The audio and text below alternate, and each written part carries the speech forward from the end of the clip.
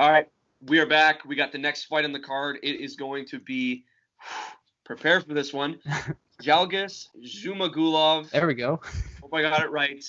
And he is going to be taking on a UFC guy who's been in here for a while. It's Raulian Paiva. I am looking at this one, and I'm gonna let Zach go with his thoughts first. But let us know what you think. So Raulian Paiva, in his time in the UFC, he's had a very, very weird UFC career. In his first fight, he takes on Kai Kara-France, one of the top contenders in the division, and arguably beats him. He loses by split decision, but a case can be made that he won that fight. A very good case, too. And then his eyebrow falls off against Rogerio Bontorin in Uruguay. Like, he didn't even have a chance.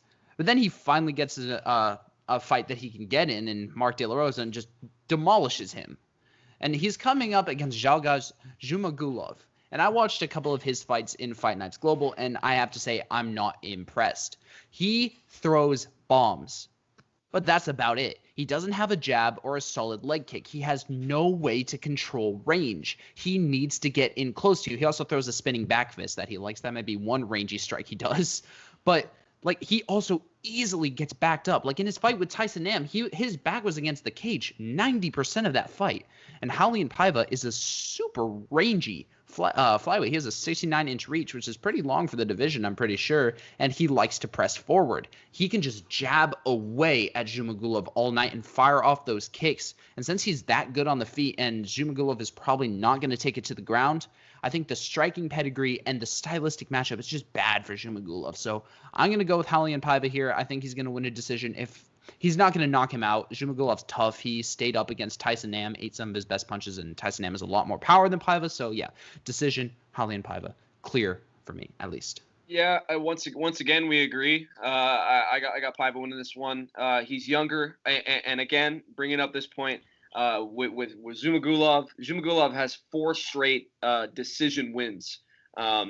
He's obviously got the cardio, as you said. He's the type of guy that he'll eat those shots. He took big shots from Tyson Nam, who's a great striker, and he's also went what's the math on that? 18 straight rounds without getting knocked out or getting finished. So this guy is obviously, I don't think he gets finished by Paiva.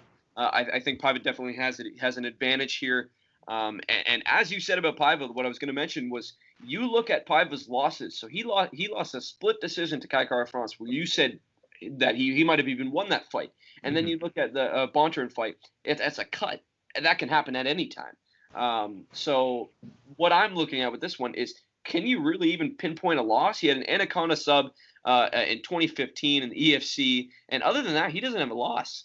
So other than the TKO loss with the cut and then the split decision. So those are crazy things, crazy scenarios.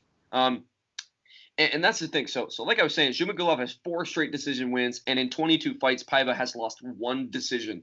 And against another guy at the top of the division, Kai Kara-France. I really like Paiva being younger, more experience against better opponents. I just feel that Paiva has the advantage in these places. And as I agree with you again, I don't think he finishes them, because I feel like you said, Zhumagulov is a tough fighter.